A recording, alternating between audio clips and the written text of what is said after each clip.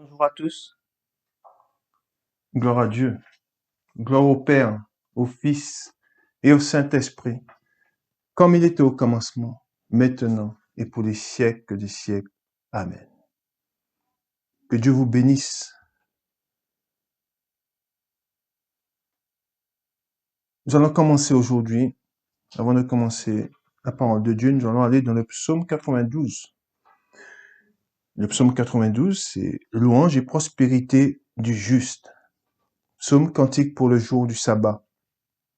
Il est beau de louer l'Éternel et de célébrer ton nom, ô Très-Haut, d'annoncer le matin ta bonté et ta fidélité pendant les nuits, sur l'instrument à 10 cordes et sur le luth.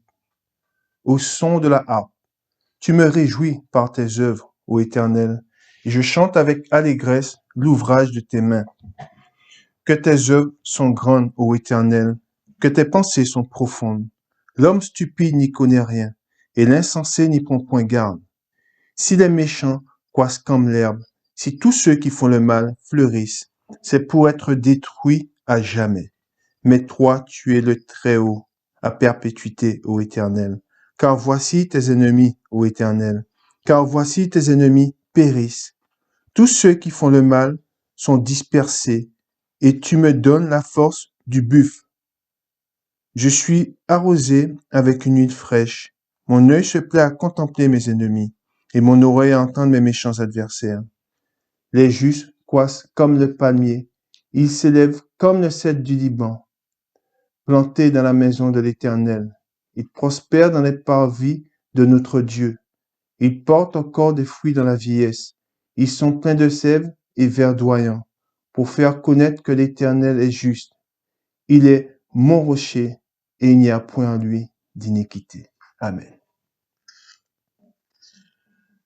Nous allons continuer dans la parole de Dieu. Et après, je vais vous donner le titre du message du jour.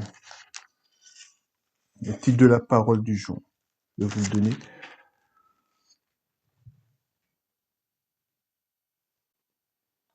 Nous allons dans le psaume 66. Et nous allons lire à partir du verset 16. Psaume 66, à partir du verset 16. Venez, écoutez vous tous qui craignez Dieu, et je raconterai ce qu'il a fait à mon âme. J'ai crié à lui de ma bouche, et la louange a été sur ma langue. Si j'avais conçu l'iniquité dans mon cœur, le Seigneur ne m'aurait pas exaucé. Mais Dieu m'a exaucé. Il a été attentif à la voix de ma prière. Béni soit Dieu, qui n'a pas rejeté ma prière et qui ne m'a pas retiré sa bonté. Amen. Alors, je vous donne le titre de la parole du jour. Le titre de la parole du jour, c'est dans ma souffrance, j'ai crié à l'Éternel et il m'a répondu. Amen. Dans ma souffrance, j'ai crié à l'Éternel et il m'a répondu. Avant de commencer la lecture, je vais vous parler du chrétien. Le chrétien souffre beaucoup et est amené à souffrir. Mais le chrétien n'est pas seul dans ses souffrances. Le chrétien est environné de la grâce de Dieu. Le chrétien qui se confie en l'Éternel, qui va à la parole de Dieu, qui a confiance en celui qui s'est livré, en celui qui est mort sur la croix. Le chrétien qui s'en remet à Jésus-Christ et qui persévère dans la prière. Le chrétien, malgré les épreuves, la douleur, les larmes, la tristesse, le chagrin, ce chrétien-là, Dieu l'entend. Le chrétien qui se bat pour repousser le péché, le chrétien qui ne se plaît pas dans le péché, ce chrétien-là, Dieu entend sa prière. Dieu vous entend. Et j'ai tant pleuré, j'ai fait tant de prières à Dieu. Il m'a toujours exaucé. Et celui qui vous dit que vous n'allez pas souffrir, celui-là vous ment. Moi, je ne vous dirai pas ça. Oui, vous souffrirez, mais Jésus-Christ qui est bon entend vos prières. Il sera toujours à vos côtés. Il est à mes côtés, il est à vos côtés. Je lui ai demandé pardon pour mes péchés. Je lui ai demandé pardon pour tout le mal que je lui ai fait. Et il a entendu ma voix, il a entendu mes prières. Et nous allons lire des passages très, très émouvants qui nous touchent, qui m'a touché, qui me touchent. Pourquoi? Parce que j'ai vécu. Et c'est pour cela que le chrétien, quand il va dans la parole de Dieu, il se reconnaît dans ce qu'il lit. Il se reconnaît dans les psaumes. Il se reconnaît à travers les souffrances de David. Il se reconnaît à travers les souffrances de Job. Il se reconnaît à travers les souffrances de ceux qui ont été avant lui. Et une chose ressort dans tout ce qu'il lit, c'est que le Seigneur n'abandonne pas ceux qu'il aime. Le Seigneur est avec nous. Et il a toujours été avec moi. Et encore aujourd'hui, il m'arrive de pleurer quand je suis dans l'intimité avec lui. Je me confie en lui et je sais qu'il est là, qu'il m'entend. Et j'ai cette espérance en lui. Et si vous êtes frappé par la maladie, vous devez avoir l'espérance en Dieu et en son Fils, Jésus-Christ, qui s'est livré afin que vous soyez sauvés, afin que nous soyons sauvés, que nous soyons guéris de ce mal qui nous ronge, qui est au milieu de nous, qui est le péché. Et quand Dieu nous visite et quand nous souffrons, Dieu, c'est lui qui fait la plaie et c'est lui qui la guérit. Et Dieu qui est bon ne vous laissera pas seul. Je veux que vous sachiez que si vous êtes dans la maladie, si vous êtes peiné parce qu'on vous a fait du mal, parce qu'on vous a méprisé, parce qu'on vous a bafoué, parce qu'on vous a fait bah, des gens qui vous disaient vous aimez, vous ont blessé. Je veux que vous sachiez que Jésus-Christ entend vos prières. Si vous allez vers lui avec un cœur repentant, un cœur sincère, il entend vos prières. Et je vais vous raconter quelque chose qui m'est arrivé. Parce que rien ne doit être caché. Moi, je n'ai rien à cacher. Et c'est parce que je sais qu'il y a des frères dans la foi qui sont touchés, comme moi j'ai été touché, comme moi j'ai été peiné, comme moi j'ai été frappé. C'est pour cela que je veux vous dire que Jésus-Christ connaît nos souffrances. Il vous a vu pleurer, il vous voit pleurer. Et dans les moments où j'ai été touché dans ma vie, où j'ai été très mal, j'étais en prière avec mon Seigneur, avec mon Maître. Et je le priais et je lui disais que je voulais qu'il me prenne auprès de lui, parce que je souffrais beaucoup. Et Et je pleurais beaucoup. J'ai ouvert mon cœur devant le Seigneur. Parce que si vous devez ouvrir votre cœur devant quelqu'un, c'est devant Jésus-Christ. Il ne vous laissera pas. Et alors que j'étais au plus mal dans ma chambre, j'étais agenouillé devant ma Sainte Bible à le prier. Les larmes me sont venues et je me suis livré à lui. Et je lui ai dit, tu vois mes prières, tu connais mon cœur, tu vois comment je souffre aujourd'hui. Et je lui ai dit, Seigneur, je veux plus, je veux vraiment, je veux savoir, est-ce que es-tu vraiment avec moi? Et je lui ai dit, Seigneur, je veux vraiment ressentir ta présence. Et alors que je lui faisais cette prière, avec foi, sans savoir s'il m'avait entendu, mais j'avais foi en la prière que je lui avais faite. Et il me dit, oui, il va t'entendre, il va entendre tes prières. Et j'ai pleuré, j'étais vraiment abattu. Et dans cette même semaine, le Seigneur m'a visité. Et c'est quelque chose de merveilleux. Et si vous ne l'avez pas vécu, ou si vous l'avez vécu, vous savez que c'est quelque chose de merveilleux.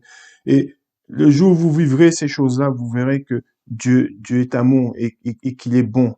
Il est justice et il est miséricorde. Et il m'a visité. Et j'ai vu un homme venir vers moi. Il ne m'a pas dit, je suis Jésus, mais l'Esprit m'a dit, l'Esprit qui est en moi, je savais que c'était lui. Et il est venu vers moi et il m'a dit, et je le partage avec vous, parce que c'est quelque chose de fort. Et il m'a dit, alors c'est un songe, je vois un homme venir vers moi et je savais que j'étais en présence de l'amour. C'est l'amour qui sortait, qui sortait de lui. Et il m'a dit, j'aime bien ce que tu dis.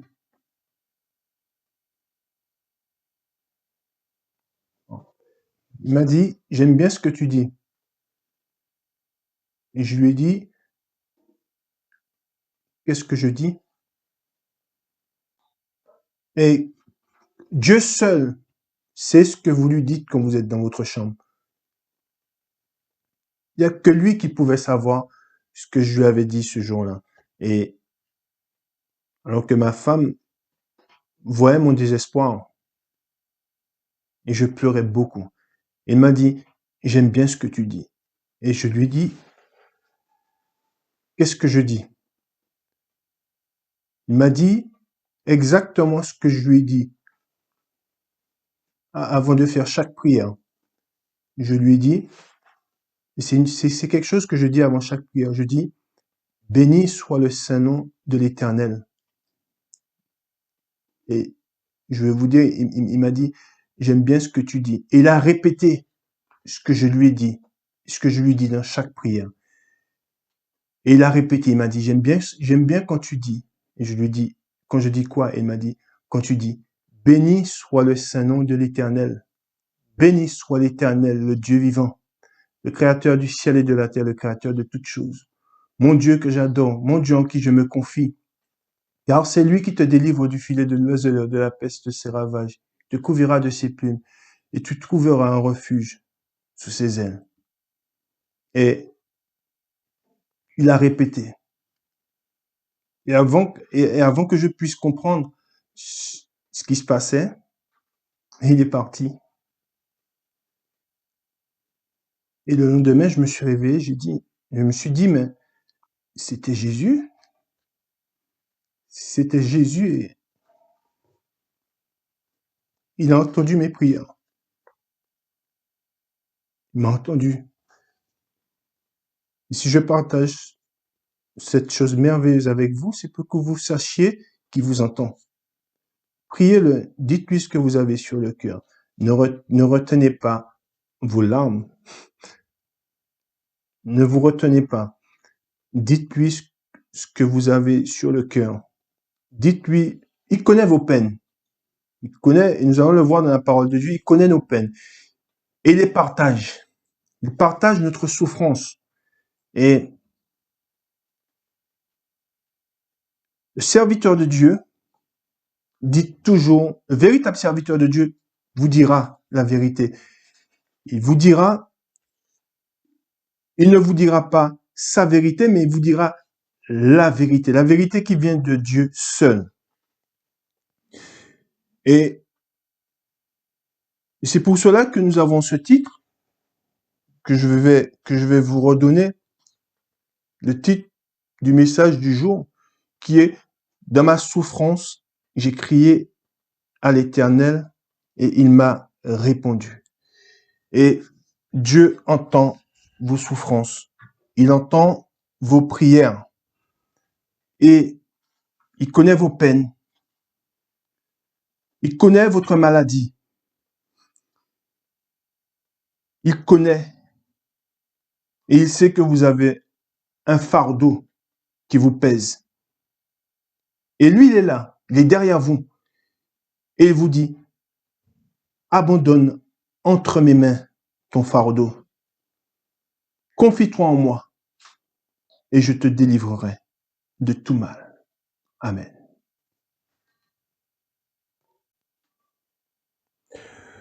Nous allons dans le livre de Samuel, chapitre 1. C'est 1 Samuel. 1 Samuel.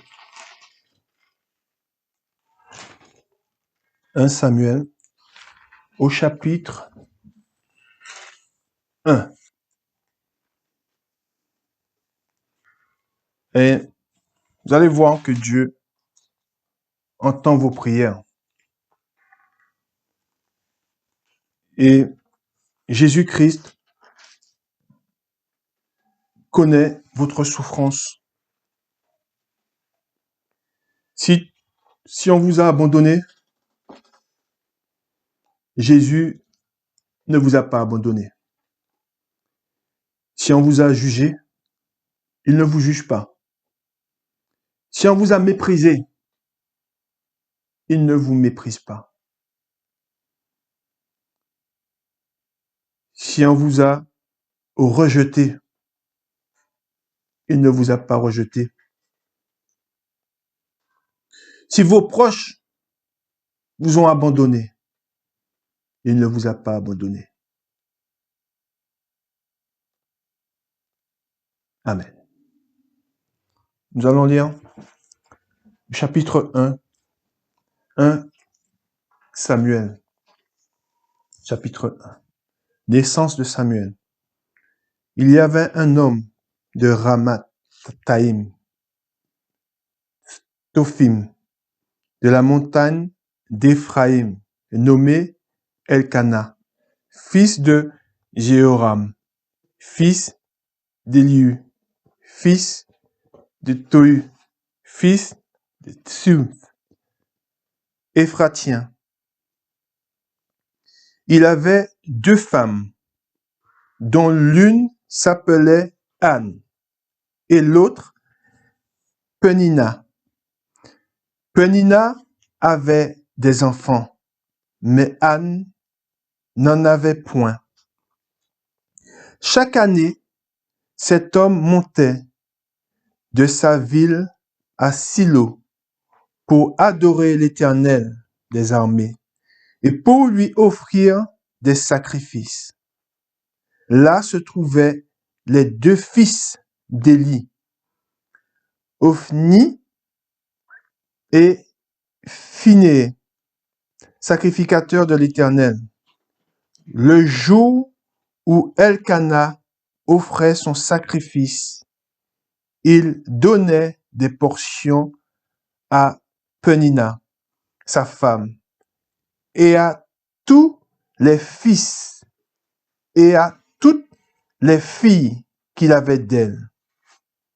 Mais il donnait à Anne une portion double, car il aimait Anne, que l'Éternel, écoutez bien, que l'Éternel avait rendue stérile.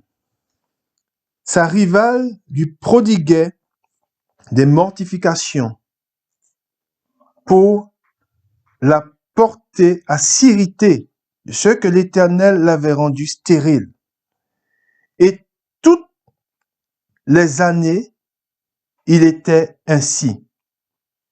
Chaque fois qu'Anne montait à la maison de l'Éternel, Pénina la mortifiait de la même manière. Alors, elle pleurait et ne mangeait point. Elkana, son mari, lui disait, « Anne, pourquoi pleures-tu et ne manges-tu pas? Pourquoi ton cœur est-il attristé? Est-ce que je ne vaux pas pour toi mieux que 10 fils? » Anne se leva, après qu'on l'eut mangé et bu à Silo. Le sacrificateur Élie était assis sur un siège près de l'un des poteaux du temple de l'Éternel. Et l'amertume dans l'âme, elle pria l'Éternel et versa des pleurs. Elle fit un vœu en disant, « Éternel des armées, si tu daignes regarder l'affliction de ta servante, si tu te souviens de moi et n'oublie point ta servante, et si tu donnes à ta servante un fils, je le consacrerai à l'Éternel pour tous les jours de sa vie. Et le rasoir ne passera point sur sa tête. » Comme elle restait longtemps en prière devant l'Éternel, Élie observa sa bouche. Anne parlait dans son cœur et ne faisait que remuer les lèvres. Mais on n'entendait point sa voix. Élie pensa qu'elle était ivre. Et il lui dit, « Jusqu'à quand seras-tu dans l'ivresse? Fais passer ton vin. » Anne répondit, « Non, mon Seigneur, je suis une femme qui souffre en son cœur. Je n'ai bu ni vin, ni boisson enivrant. Mais je répandais mon âme devant l'Éternel. Ne prends pas ta servante pour une femme pervertie, car c'est l'excès de ma douleur et de mon chagrin qui m'a fait parler jusqu'à présent. Et je répète, car c'est l'excès de ma douleur et de mon chagrin qui m'a fait parler jusqu'à présent. Élie reprit la parole et dit, « Va en paix, et que le Dieu d'Israël exauce la prière que tu lui as adressée. » Elle dit, « Que ta servante trouve grâce à tes yeux. » Et cette femme s'en alla. Elle mangea et son visage ne fut plus le même. Ils se levèrent de bon matin et après avoir adoré l'Éternel, ils s'en retournèrent et revinrent dans leur maison à Rama. Elkana connut Anne, sa femme, et l'Éternel se souvint d'elle. Dans le cours de l'année, Anne devint enceinte et elle enfanta un fils qu'elle nomma Samuel. Car dit-elle, et Samuel veut dire, petit 1, Dieu a exaucé. Nous reprenons, car dit-elle, je l'ai demandé à l'Éternel. Son mari Elkana monta ensuite avec toute sa maison pour offrir à l'Éternel le sacrifice annuel et pour accomplir son vœu. Mais Anne ne monta point, et elle dit à son mari, « Lorsque l'enfant sera sevré, je le mènerai afin qu'il soit présenté devant l'Éternel et qu'il reste là pour toujours. Elkana, son mari, lui dit, fais ce qui te plaira bon. Fais ce qui te semblera bon. Attends de la voir sevrée. Veuille seulement l'Éternel accomplir sa parole.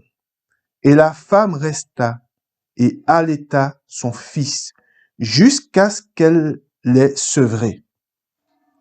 Quand elle l'eut sevré, elle le fit monter avec elle et prit 3 taureaux, 1 épha de farine et 1 outre de vin. Elle le mena dans la maison de l'Éternel à Silo. L'enfant était encore tout jeune. Ils égorgèrent les taureaux et ils conduisirent l'enfant à Élie. Anne dit, mon Seigneur, pardon, aussi vrai que ton âme vit.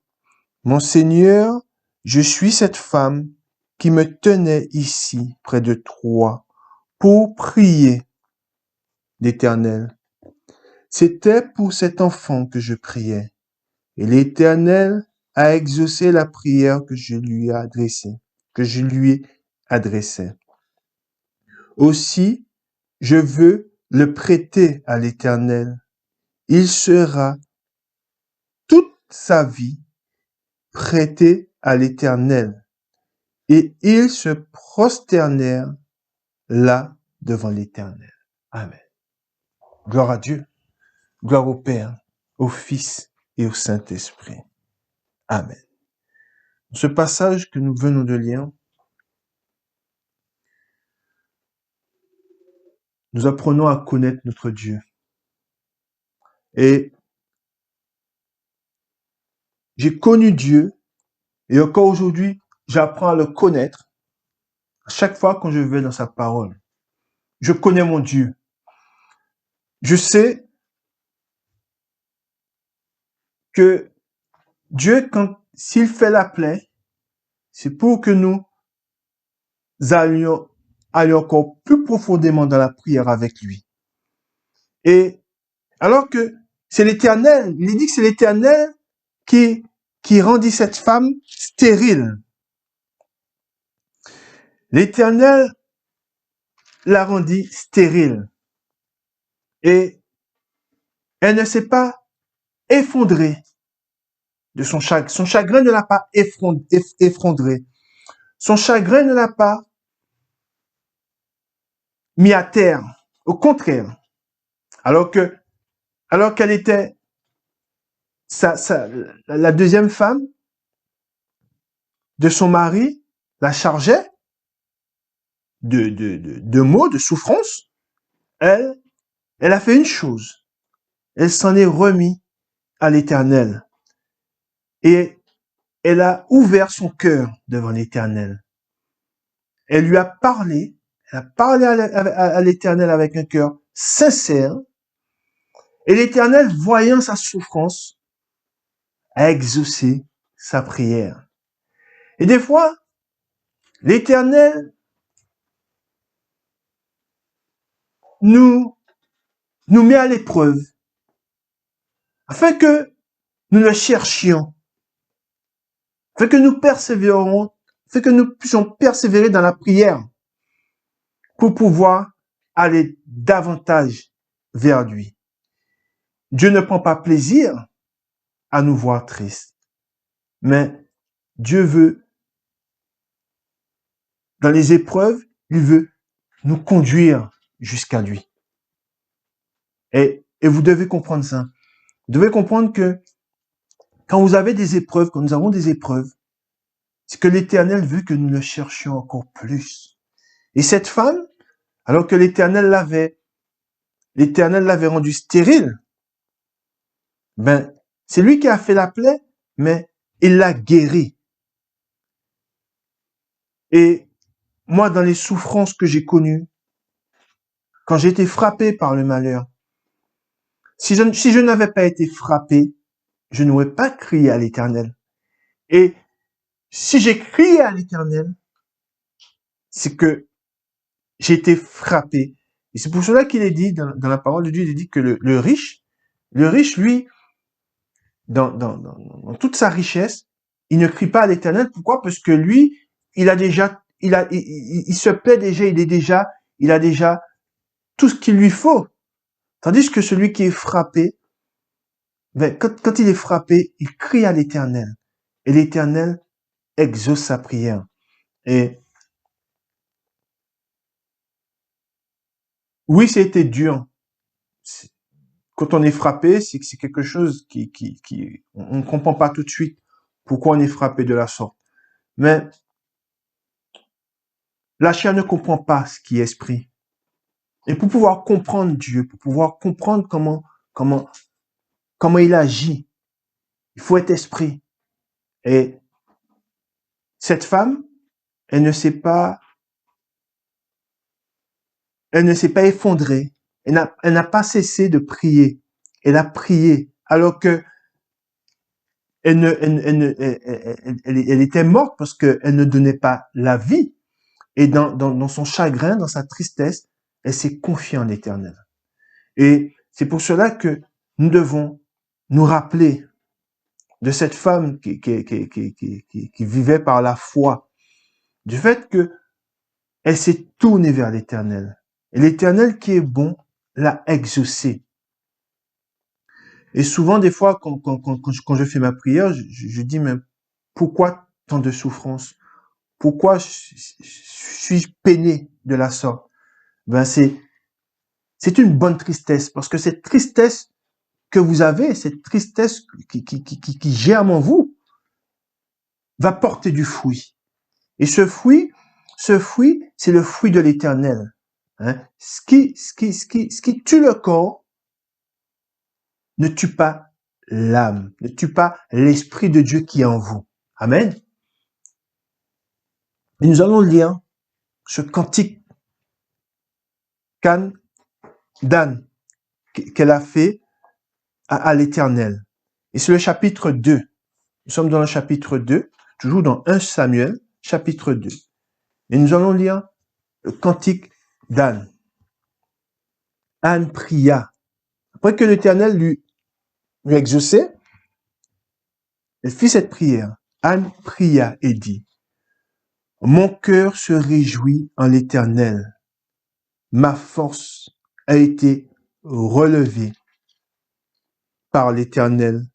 Ma bouche s'est ouverte contre mes ennemis, car je me réjouis de ton secours. Nul n'est saint comme l'Éternel. Il n'y a point d'autre Dieu que toi. Il n'y a point de rocher comme notre Dieu. Ne parlez plus avec tant de hauteur, que l'arrogance ne sorte plus de votre bouche, car l'Éternel est un Dieu qui sait tout, et par lui sont pesées toutes les actions. L'arc des puissants est brisé, et les faibles ont la force pour ceinture. Ceux qui étaient rassasiés se louent pour du pain, et ceux qui étaient affamés se reposent. Même la stérile enfante 7 fois, et celle qui avait beaucoup d'enfants est flétrie. L'Éternel fait mourir et il fait vivre. Écoutez bien, je répète, l'Éternel fait mourir et il fait vivre. Je fais une parenthèse. L'Éternel demande de crucifier la chair. Mais en crucifiant la chair, nous allons vivre et nous vivons par l'Esprit de Dieu. Amen. Il fait descendre au séjour des morts et il en fait remonter. L'Éternel appauvrit et il enrichit. Il abaisse et il élève. De la poussière, il retire le pauvre. Du fumier, il relève l'indigent pour les faire asseoir avec les grands. Et il leur donne en partage un trône de gloire. Car à l'Éternel sont les colonnes de la terre. Et c'est sur elles qu'il a posé le monde. Il gardera les pas de ses bien-aimés. Mais les méchants seront réduits au silence dans les ténèbres. Car l'homme ne triomphera point par la force. Les ennemis de l'Éternel tremblent, beurront. Du haut des cieux, il lancera sur eux son tonnerre. L'Éternel jugera les extrémités de la terre. Il donnera la puissance à son roi et il relèvera la force de son roi. Elkana s'en alla dans sa maison à Rama, et l'enfant fut au service de l'Éternel devant le sacrificateur Élie. Amen. Gloire à Dieu. Gloire au Père, au Fils et au Saint-Esprit, comme il était au commencement, maintenant et pour les siècles des siècles. Amen. Nous continuons dans la parole de Dieu et nous allons dans Job, chapitre 5, et le verset le 18. Chapitre 5, Job chapitre 5, le verset 18.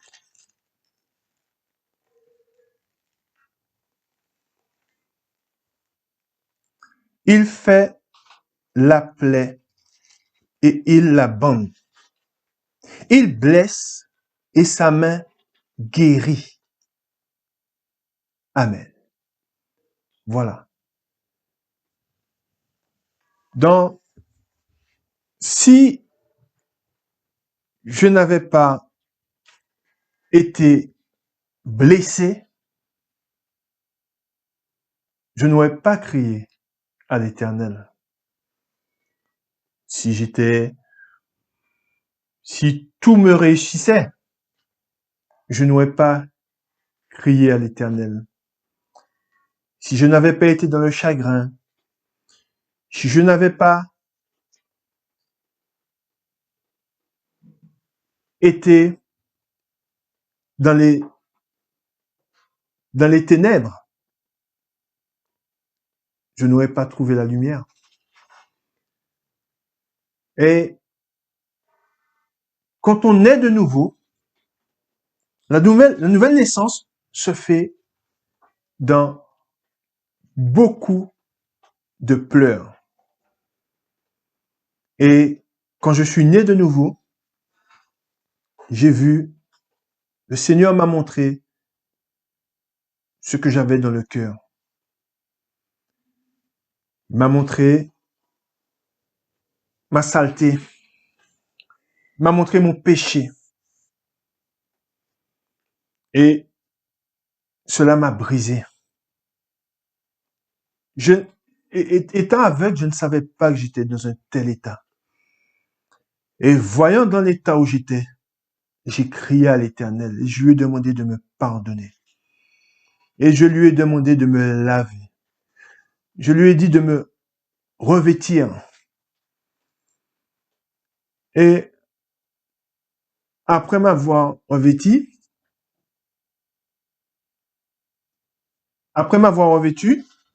il m'a nourri. Il m'a donné cette nourriture. Cette nourriture qui m'a fait le connaître, qui m'a relevé. Cette nourriture qui a fait de moi l'homme que je suis aujourd'hui.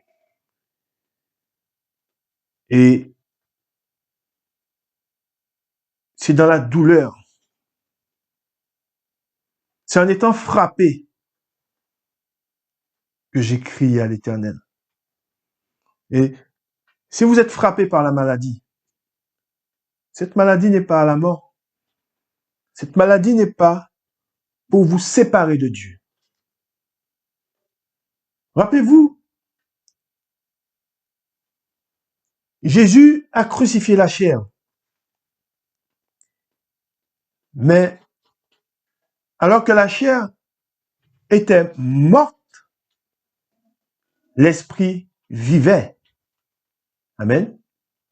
C'est pour cela que si notre chair meurt, l'esprit de Dieu qui est en nous vit et vivra éternellement. Amen. Continuons dans la parole de Dieu. Pardon. Continuons dans la parole de Dieu. Et nous allons dans Luc, au chapitre 19. Nous allons lire à partir du verset 41.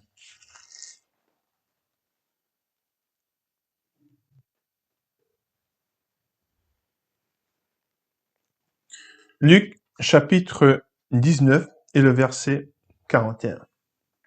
Jésus se lamente sur Jérusalem.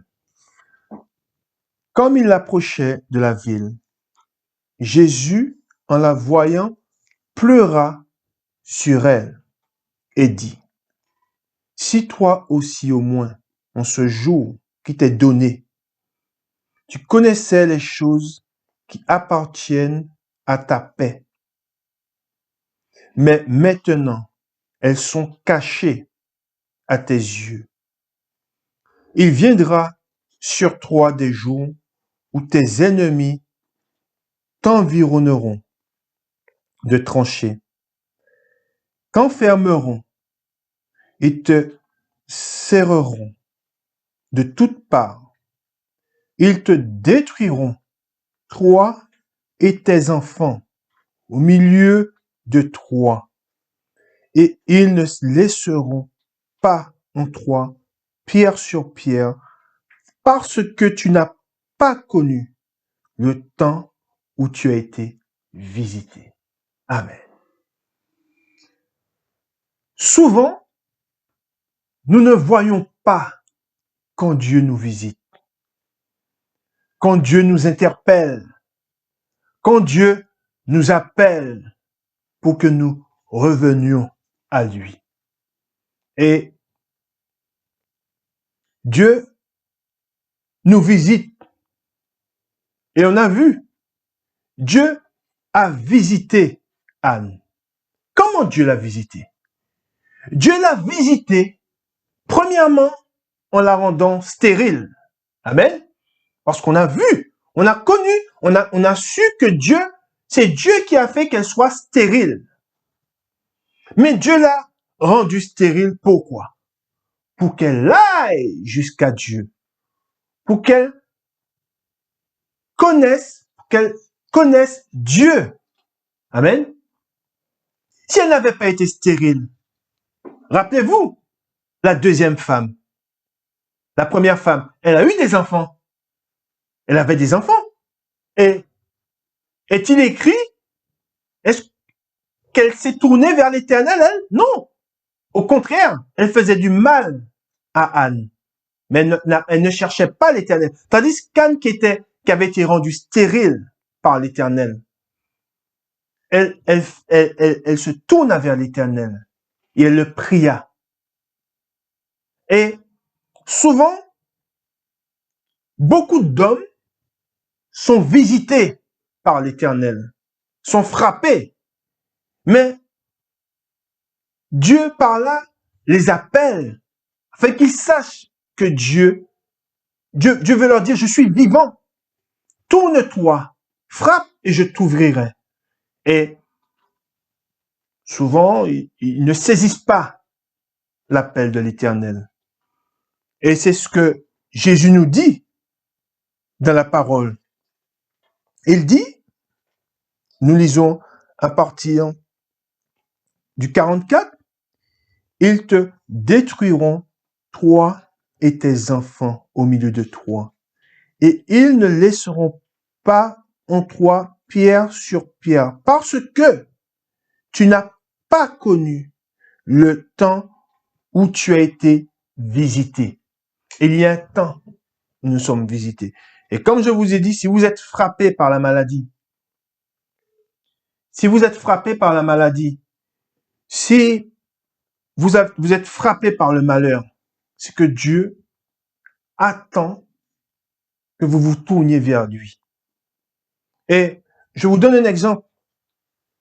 Je vais encore vous parler de quelque chose que nous vivons. Ce que le monde vit actuellement n'est pas fait pour détruire le monde, mais c'est que Dieu veut que le monde, veut qu'un maximum de personnes se tournent vers lui. À travers ce fléau, Dieu veut qu'on se tourne vers lui. Dieu nous visite. C'est la main de l'Éternel qui nous frappe. Dieu visite le monde afin que les hommes sachent que Dieu existe et qu'il y a un Dieu vivant et qui n'attend qu'une chose, c'est que les hommes cessent leur péché, cessent de se livrer au péché et se tournent vers lui.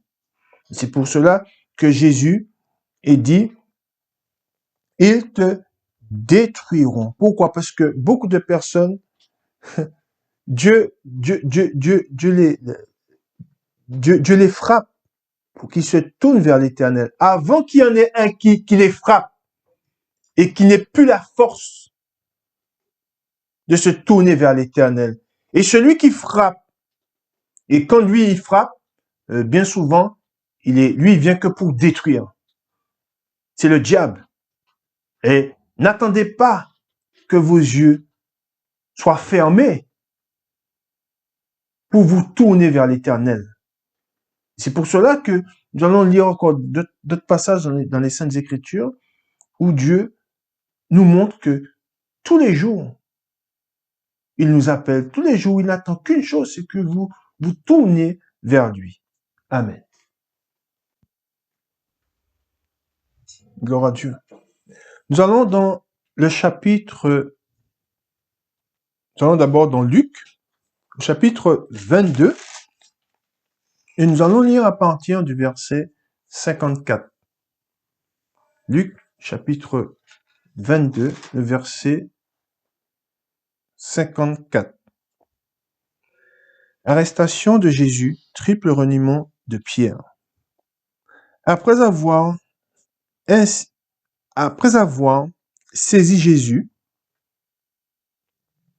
ils l'emmenèrent et le conduisirent dans la maison du souverain sacrificateur. Pierre suivait de loin. Ils allumèrent du feu au milieu de la cour et ils s'assirent. Pierre s'assit parmi eux. Une servante qui le vit assis devant le feu fixa sur lui les regards et dit, « Cet homme était aussi avec lui. » Mais il le nia, disant, « Femme, je ne le connais pas. » Peu après, un autre, l'ayant vu, dit, « Tu es aussi de ces gens-là. » Et Pierre dit, « Homme, je n'en suis pas. » Environ 1 heure plus tard, un autre insistait, disant, « Certainement, cet homme était aussi avec lui, car il est galiléen. » Pierre répondit, « Homme, je ne sais ce que tu dis. » Au même instant, comme il parlait encore, le coq chanta. Le Seigneur s'étant retourné, regarda Pierre, et Pierre se souvint de la parole que le Seigneur lui avait dite. Avant que le coq chante, aujourd'hui, tu me renieras 3 fois. Étant sorti, il pleura amèrement. Amen. Voilà, dans ce passage que nous venons de lire, le Pierre que nous connaissons, ce Pierre que Jésus a dit, sur cette pierre je bâtirai mon église.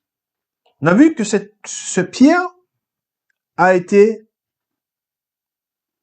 il a chuté.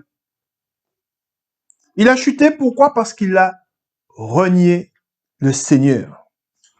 Et souvent, des fois, nous chutons. Nous chutons et il y a quelque chose qui se passe quand nous attristons le Seigneur. Nous marchons avec lui, des fois on sait, on l'attriste. Des fois, quand nous l'attristons, vient des pleurs. Et les pleurs signifient que c'est de la tristesse, mais aussi que nous regrettons. Nous regrettons de ne pas avoir été plus forts pour pouvoir soit repousser le péché, ou nous avons été faibles parce que nous avons failli. Et dans ces pleurs nous rapprochent de Dieu. Parce que au moment où Pierre voit que le Pierre qui a pleuré, c'était lui ensuite qui a fortifié les disciples qui étaient avec Jésus, ses frères. Et c'est pour cela que des fois, pleurer nous rapproche de Dieu. Quand nous pleurons, quand nous sommes en prière, pleurer, c'est naturel. Et on va voir qu'est-ce que le Seigneur nous dit encore sur les pleurs. Jésus aussi pleura. Et nous allons le voir. C'est pour cela que si des fois vous pleurez, sachez que dans ces larmes, dans ces pleurs, vous allez vous rapprocher du Seigneur. Amen. Continuons dans la parole de Dieu. Nous allons dans Jean, chapitre 11. Jean, chapitre 11. Et écoutez bien ce que nous allons lire, le passage que nous allons lire. Jésus ressuscite Lazare de Béthanie. Il y avait un homme malade, Lazare de Béthanie, village de Marie et de Marthe, sa sœur. C'était cette femme qui oignit de parfum le Seigneur et qui lui essuya les pieds avec ses cheveux. Et c'était son frère Lazare qui était malade. Leur sœur envoya dire à Jésus, Seigneur, voici celui que tu aimes est malade. Après avoir entendu cela, Jésus dit, écoutez bien ce que Jésus dit, cette maladie n'est point à la mort, mais elle est pour la gloire de Dieu, afin que le Fils de Dieu soit glorifié par elle. Et c'est pour cela, je fais une parenthèse, c'est pour cela que je vous dis que souvent quand nous sommes frappés, nous ne sommes pas frappés, Dieu ne prend pas plaisir à nous frapper. C'est que Dieu, à travers une maladie, Dieu nous visite. Et Dieu qui est bon veut nous donner la vie par son esprit. Oui, le corps meurt, mais l'esprit de Dieu demeure en nous. Et par l'esprit de Dieu, nous avons la vie éternelle. C'est pour cela que Jésus dit que cette maladie n'est point à la mort, mais elle est pour la gloire de Dieu, afin que le Fils de Dieu soit glorifié par elle. Amen. Et nous continuons. Or, Jésus aimait Marthe et sa sœur et Lazare. Lorsqu'il lui apprit que Lazare était malade, il resta 2 jours encore dans le lieu où il était. Et il dit ensuite aux disciples, retournons en Judée. Les disciples lui dirent, Rabbi, les Juifs, tout récemment cherchaient à te lapider. Et tu retournes en Judée? Jésus répondit, n'y a-t-il pas 12 heures au jour? Si quelqu'un marche pendant le jour, il ne bronche point parce qu'il voit la lumière de ce monde. Mais si quelqu'un marche pendant la nuit. Il bronche parce que la lumière n'est pas en lui. Après ces paroles, il leur dit, Lazare, notre ami, dort, mais je vais le réveiller. Les disciples lui dirent, Seigneur, s'il dort, il sera guéri. Jésus avait parlé de sa mort, mais ils crurent qu'il parlait de l'assoupissement du sommeil. Alors Jésus leur dit ouvertement, Lazare est mort. Et à cause de vous, afin que vous croyiez, je me réjouis de ce que je n'étais pas là. Mais allons vers lui. Sur quoi Thomas, appelé Didyme, dit aux autres disciples, allons aussi, afin de mourir avec lui. Jésus étant arrivé, trouva que Lazare était déjà depuis 4 jours dans le sépulcre. Et comme Béthanie était près de Jérusalem, à 15 stades environ, beaucoup de Juifs étaient venus vers Marthe et Marie pour les consoler de la mort de leur frère. Lorsque Marthe apprit que Jésus arrivait, elle alla devant lui. Tandis que Marie se tenait assise à la maison. Marthe dit à Jésus, Seigneur, si tu avais été ici, mon frère ne serait pas mort. Mais maintenant, même, je sais que tout ce que tu demanderas à Dieu, Dieu te l'accordera. Jésus lui dit, ton frère ressuscitera. Je sais, lui répondit Marthe, qu'il ressuscitera. À la résurrection, au dernier jour, Jésus lui dit, je suis la résurrection et la vie. Celui qui croit en moi vivra, même s'il meurt. Et quiconque vit et croit en moi ne mourra jamais. Crois-tu cela? Elle lui dit, oui Seigneur, je crois que tu es le Christ, le Fils de Dieu, qui devait venir dans le monde. Ayant ainsi parlé, elle s'en alla. Puis elle appela secrètement Marie, sa sœur, et lui dit, le maître est ici et il te demande. Dès que Marie eut entendu, elle se leva promptement et alla vers lui, car Jésus n'était pas encore entré dans le village, mais il était dans le lieu où Marthe l'avait rencontré. Les Juifs qui étaient avec Marie dans la maison et qui la consolaient, l'ayant vue se lever promptement et sortir, la suivirent, disant, elle va au sépulcre pour pleurer. Lorsque Marie fut arrivée là, était Jésus, et qu'elle le vit, elle tomba à ses pieds et lui dit, Seigneur, si tu avais été ici, mon frère ne serait pas mort. Jésus la voyant pleurer, elle et les Juifs qui étaient venus avec elle, frémit en son esprit et fut tout ému. Et il dit, où l'avez-vous mis?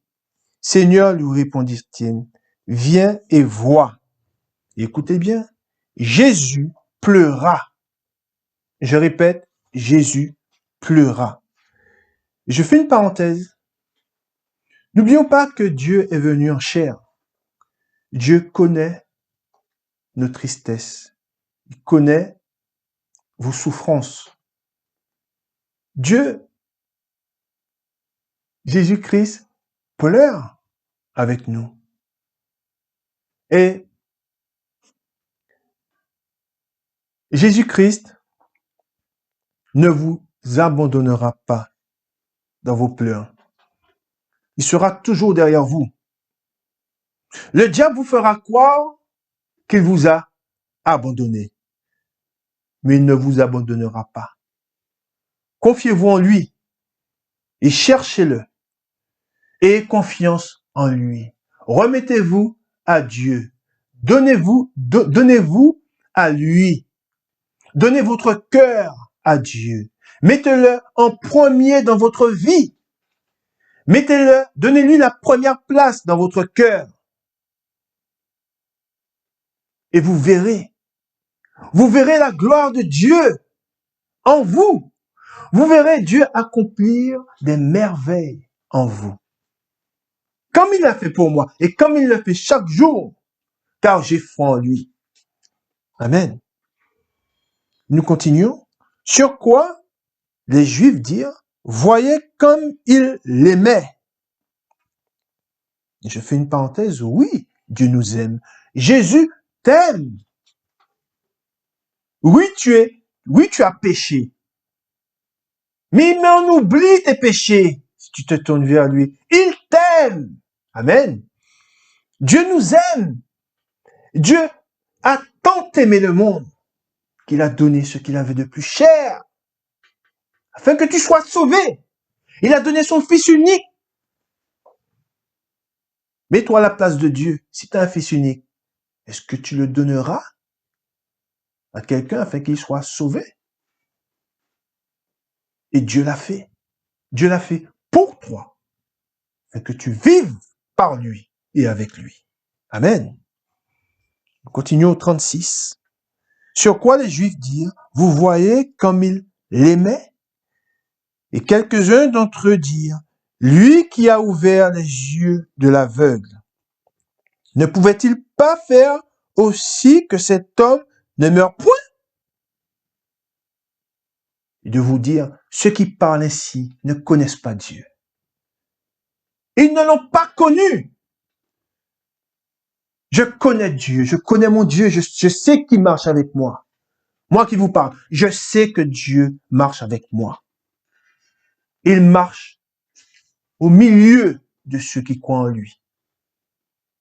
Il marche au milieu de ceux qui se confient en lui et foi en Dieu. Et nous continuons au 38. Jésus, frémissant de nouveau en lui-même, se rendit au sépulcre. C'était une grotte et une pierre était placée devant. Jésus dit, ôtez la pierre. Marc, la sœur du mort, lui dit, Seigneur, il sent déjà, car il y a 4 jours qu'il est là. Jésus, écoutez bien, au 40, verset 40, Jésus lui dit, ne t'ai-je pas dit que si tu crois, tu verras la gloire de Dieu. Et je répète, Jésus lui dit, ne t'ai-je pas dit que si tu crois, tu verras la gloire de Dieu. Et moi, je te dis, si tu crois en Dieu, si tu crois en son Fils, si tu crois en l'Esprit Saint, tu verras la gloire de Dieu. Comme je l'ai vu. Il m'a visité. Il a vu mes pleurs. Rappelle-toi, je l'ai dit, il a vu mes pleurs. Il a vu ma souffrance. Il connaît ta souffrance. Il connaît ta maladie. Il connaît ton cœur. Il sait ce que tu as dans le cœur. Il sait que beaucoup t'ont abandonné. Parce que quand on se tourne vers le Seigneur, quand on est de nouveau, beaucoup nous abandonnent. Beaucoup de ceux qu'on a connus nous abandonnent. Nous continuons au 41. Ils ôtèrent donc la pierre. Et Jésus leva les yeux en haut et dit, Père, je te rends grâce de ce que tu m'as exaucé. Pour moi, je savais que tu m'exauces toujours, mais j'ai parlé à cause de la foule qui m'entoure, afin qu'ils croient que c'est toi qui m'as envoyé. Ayant dit cela, il cria d'une voix forte, Lazare, sort. Et le mort sortit, les pieds et les mains liés de bandes, et le visage enveloppé d'un linge. Jésus leur dit, déliez-le et laissez-le aller. Plusieurs des Juifs qui étaient venus vers Marie et qui virent ce que fit Jésus crurent en lui. Mais quelques-uns d'entre eux allèrent trouver les pharisiens et leur dire ce que Jésus avait fait. Amen. Gloire à Dieu. Gloire au Père, au Fils et au Saint-Esprit. Je vais vous raconter quelque chose qui m'est arrivé. J'aime partager avec vous ce que Dieu a fait pour moi. Le diable s'approchera de vous le jour où vous serez affaibli. Il ne s'en prend pas aux forts. Il s'en prend aux faibles. Il s'en prend à ceux qui sont blessés. Et c'était un jour où j'étais blessé. J'étais seul. J'étais affaibli parce que j'étais peiné. Alors que j'étais dans une chambre, couché sur un matelas, Satan s'est approché de moi. Il s'est approché de moi. Et il m'a dit, il m'a parlé. Je lui dis une fois, il nous parle. Il m'a dit, Jésus t'a abandonné. Et alors que j'étais dans le trouble, j'étais dans le feu, j'avais été atteint, j'avais été peiné. Et je me suis rappelé tout ce que le Seigneur a fait pour moi.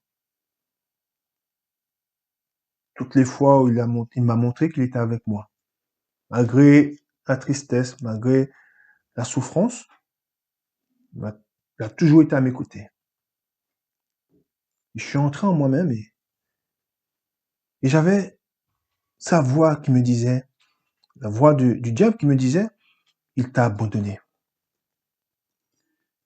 Et j'ai dit, ce jour-là, j'ai dit une phrase, dit un mot. Quand il m'a dit, Jésus t'a abandonné, je suis entré en moi-même et j'ai dit, Jésus m'a abandonné. Après tout ce qu'il a fait pour moi, toutes les fois, il m'a montré qu'il était avec moi. Malgré tout ce que j'ai traversé, oui, ça a été difficile, mais Jésus m'a abandonné. Et j'ai dit un mot. J'ai dit jamais. Et quand j'ai dit jamais, j'ai remporté une bataille. Pourquoi? Parce que j'ai senti la fuite. J'ai dit jamais. Jésus ne m'a jamais abandonné. Il ne va jamais m'abandonner. Et j'ai senti. Je l'ai senti partir. Et si j'avais dit, si je l'avais cru, si j'avais cru à son mensonge, je ne serais peut-être pas à vous parler aujourd'hui. Et j'ai remporté cette victoire-là en ce jour où je n'ai pas douté. Je n'ai pas douté que Jésus ne m'avait pas abandonné. Je sais qu'il est avec moi. Croyez. Rappelez-vous de ce que Jésus a dit à la sœur de Lazare. Ne t'ai-je pas dit? Si tu crois, tu verras la gloire de Dieu. Amen. Vous avez entendu? Ne t'ai-je pas dit que si tu crois, tu verras la gloire de Dieu? Et moi de te dire, si tu crois, tu verras la gloire de Dieu. Au milieu de ta maison, dans ton foyer, tu le verras. Dieu est bon. Amen. Gloire à Dieu. Rappelle-toi, tu n'es pas seul. Oui, tu souffres, mais Jésus-Christ pleure avec toi. Rappelez-vous, il a pleuré. C'est marqué au 35. Jésus pleura. Il pleure quand tu pleures. Et quand tu es dans la joie, il est dans la joie. Amen. Gloire à Dieu. Gloire au Père, au Fils et au Saint-Esprit. Amen. Nous allons dans Actes. Actes, chapitre 14. Nous allons lire à partir du verset 22.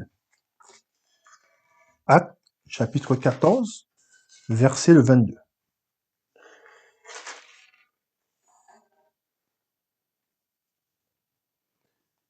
C'est la parole de Dieu. Avant de commencer, c'est la parole de Dieu qui nous façonne. C'est la parole de Dieu qui fait naître de nouveau quand nous la recevons. Et la parole de Dieu, c'est Jésus-Christ. Quand nous allons à la croix confesser nos fautes avec un cœur sincère, il est bon que nous soyons pour nous pardonner. Dieu est bon pour nous pardonner. Et n'oublions pas que c'est par beaucoup de tribulations que nous avons accès au royaume des cieux. Et vous faites bien de bien lire la parole de Dieu et de la garder. N'écoutez pas ce qui se dit dans le monde, mais allez toujours dans la parole de Dieu et gardez-la, car là est votre vie. Et la vie éternelle. Amen. Nous allons lire au verset 22, écoutez bien. Fortifiant l'esprit des disciples, les exhortant à persévérer dans la foi et disant que c'est par beaucoup de tribulations qu'il nous faut entrer dans le royaume de Dieu. Amen. C'est marqué. C'est par beaucoup de tribulations, par beaucoup de souffrances que nous rentrons dans le royaume des cieux. Et vous devez vous tourner vers le Seigneur afin que vous soyez fortifiés pour affronter les épreuves. Afin que les épreuves ne soient pas une occasion de chute, mais qu'à travers ces épreuves-là, vous voyez le Seigneur et vous voyez la main qu'il vous tend. Car Dieu, à travers les épreuves qu'il vous envoie, c'est sa main qui vous tend. Et il vous dit, saisis ma main, prends-la ma main, et je te délivrerai. Amen. De même qu'il a délivré Anne, il l'a délivré comment? Il lui a enlevé sa peine. Alors qu'il est dit que l'épouse, la seconde épouse, la mortifiait, la chargeait de souffrance, elle se tourna vers l'Éternel. Quand on vous fait du mal, tournez-vous vers le Seigneur. À lui la vengeance. Amen. Ne vous vengez pas, mais tournez-vous vers le Seigneur. Priez et Dieu vous répondra. Amen. Gloire à Dieu. Nous allons maintenant dans Romains, chapitre 8, et le verset le 16.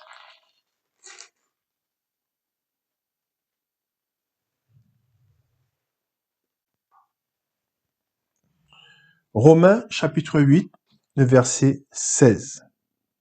L'Esprit lui-même rend témoignage à notre esprit que nous sommes enfants de Dieu. Or, si nous sommes enfants, nous sommes aussi héritiers, héritiers de Dieu et co-héritiers de Christ. Si toutefois nous souffrons avec lui, afin d'être glorifiés avec lui. Amen. Nous sommes appelés à souffrir. Et rappelez-vous dans la parole de Dieu, les souffrances de l'enfantement. Aujourd'hui, nous souffrons. Mais quand le moment sera venu, quand Dieu viendra prendre son Église, quand Dieu vous rappellera auprès de lui, vous serez dans la joie pour l'éternité. Souffrons avec Dieu.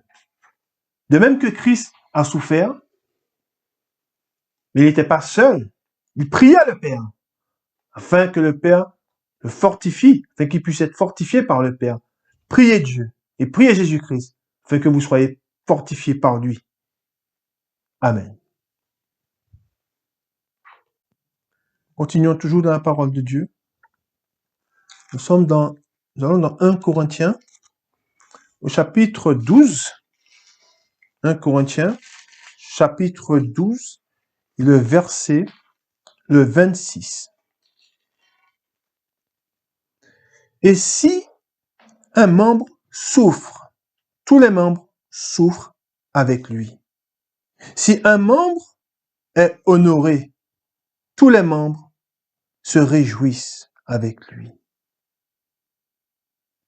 Vous êtes le corps de Christ et vous êtes ses membres, chacun pour sa part.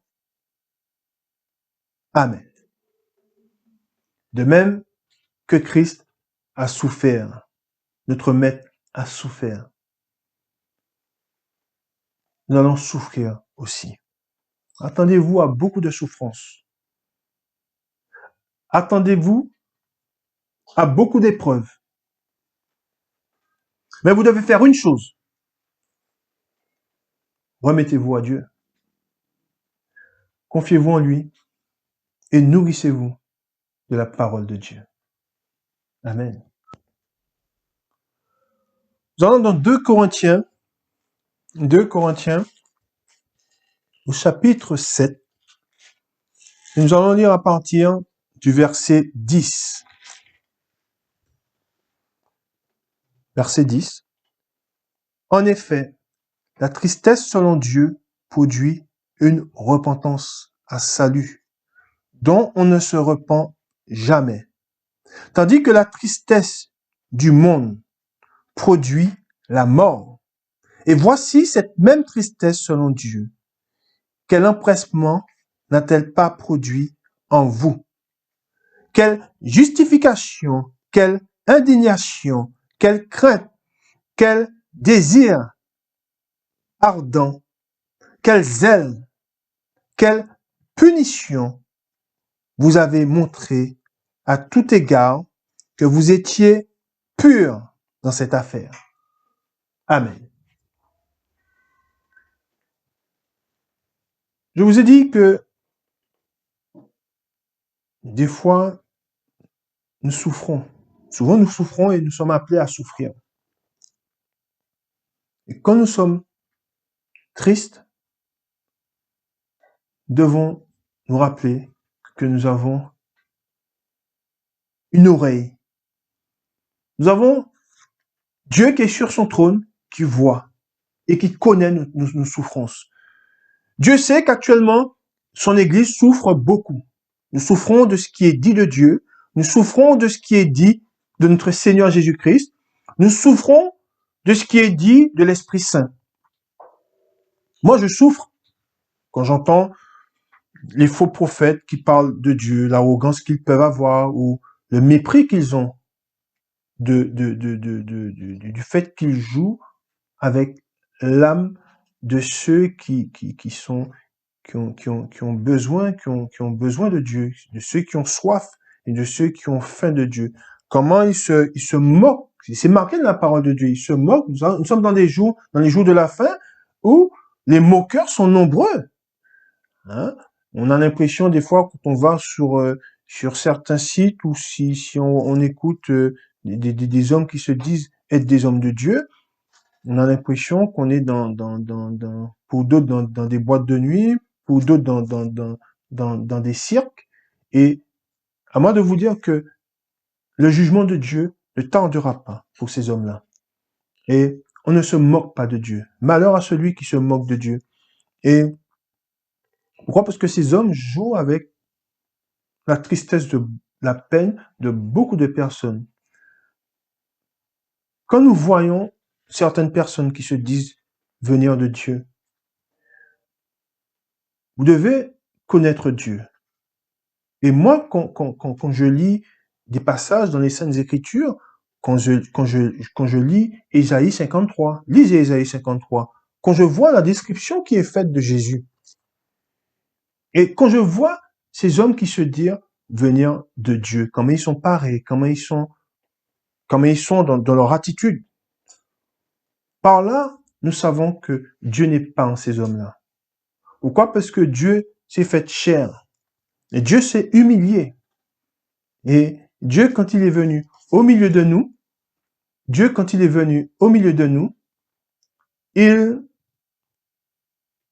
il n'a pas été arrogant.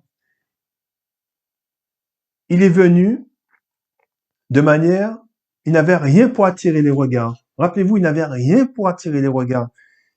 Il s'est humilié. Et aujourd'hui, on voit des hommes qui se disent venir de Dieu et ils ne nous ressemblent pas. Ils ne ressemblent pas à mon Dieu. Le Dieu la description du Dieu qui m'est donnée quand je lis les Saintes Écritures, le Dieu de David, le Dieu qu'Anne a prié, n'est pas mon Dieu, le Dieu que je prie n'est pas leur Dieu. Ils ont pour père, rappelez-vous de ce que Jésus-Christ dit des pharisiens, vous avez pour père le diable. Et c'est par là, nous savons qui vient de Dieu et qui ne vient pas de Dieu. Amen.